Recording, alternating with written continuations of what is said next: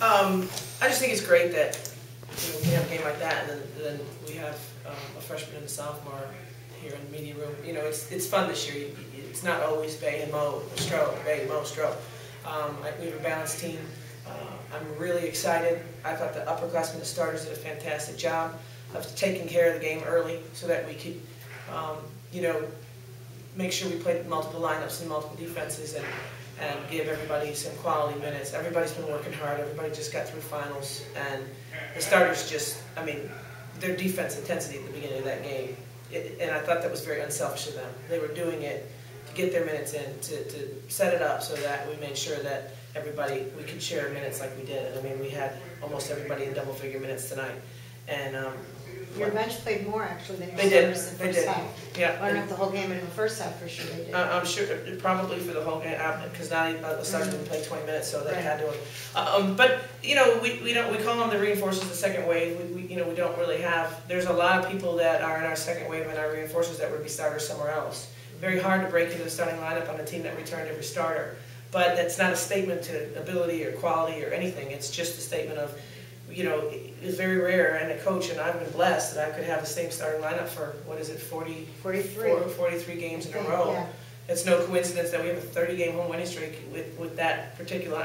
They're very talented, they have great chemistry, but the second wave is producing very well for us this year, and that's really giving the first wave an opportunity to come in and compete against a team that's tired. We were always the tired team last year, just trying to get to the end of the game, and now I think we're fresh at the end, and it's making a big difference. How key do you think these minutes that they're earning now come conference play? I think it's huge. Because we see it in practice, we've seen it in practice. Michelle Woods was coming along. We know Krystal's talent. Nothing against Chris, but coming into this game, she was 1 for 19 from the 3, so she goes 2 for 3 tonight. Where else? There's so much confidence in Krystal. Who else gets to go 1 for 19 and still gets to play? We see it every day in practice. It was shocking to see the actual game stats because she's so talented and so good in practice that it just doesn't faze us. We just are very confident in our players, and we know what they're capable of. We see it every day, and sometimes the crowd and the fans don't see it. But it's very hard to get minutes in our backcourt when you have 2 All-Americans. It's very hard to find 2 All-Americans and a girl from Sweden who's a heck of a player. But we are giving those minutes, and everybody's been a lot more efficient in their time. Does there ever come a time in a game like that where you ever feel sorry for the other team? No. Mona's been at this school. It used to be Northeast, and I coached at Tulane, and I've known them and their staff. So they have 7 freshmen this year. So there was just a bad lineup of us having a bunch of experience and them having 7 new players. But I definitely made my team communicate more and coached less and let them coach and call defenses and call offenses and tried to get something out of it in that sense for sure. Krystal, when you come in, your starters build that 22-0 lead at the beginning, and when you come in, Michelle comes in, what's your mindset at that point? We want to top starters here when they give us that big lead. Yeah, that's exactly what we want to do. We want to keep our tempo up, and we want to just make sure we're playing defense hard because, that's what we do. We play hard. And for our starters to start ourselves like that, then, we just want to come in and do the same. We don't want to drop no beat, nothing like that. So we just make sure we're playing hard just to keep our tempo.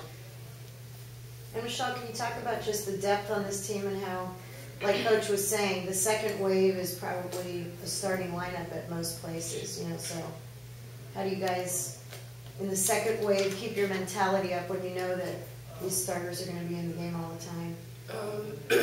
We just have to be confident when we go in. Coach gives us good encouragement when we're about to go into the game, and just boosts our confidence up, and we just got to keep on working hard. Are there any times for any of the 3 of you when you watch your team go up and down the floor and do what they're doing and just, go wow? I confess. I confess. I think tonight, the athleticism of Stroman and Sill, how quickly they get down the court, and you just, Bay's fast, and Mo's smooth, but then you have our starting center who's winning sprints in practice, and I just think there's times where, I think it was the Michigan State coach after the game, Susie Marshall, she said 1 through 5, that's the fastest team she's ever played against. And it really struck me. I said, wow, you know, they played. But I tend to believe her now. I do get that when we play hard and then the second wave comes in and plays even harder on the defensive end, they really take a lot of pride in it. They're going to play harder. And then we have such athleticism north-south. I mean, we're trying to be better east-west. We're trying to be a better set team. You know, we worked a lot of sets tonight that we're trying to enhance our ability. But north-south, I think we're pretty good. Krystal, how gratifying was it? Coach mentioned that, you know, behind the arc, you're struggling, yet you come out hit 2 out of 3. How gratifying is that for you?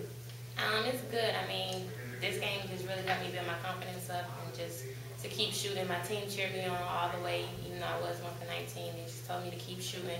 And just to hear that from my team, you know, they have confidence in me, I mean, that helps me a lot. We have a concept that we kind of stole from Coach O, but we applied it to our own drill, but the green light drill.